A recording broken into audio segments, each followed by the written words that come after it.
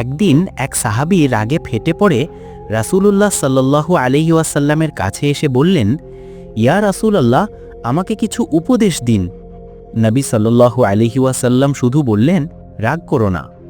সাহাবী বারবার জিজ্ঞেস করলেন, আর কিছু? নবী সাল্লাল্লাহু আলাইহি ওয়াসাল্লাম প্রতিবারই বললেন, রাগ করো না। এই ছোট বাক্যের পেছনে ছিল এক বিশাল জ্ঞান।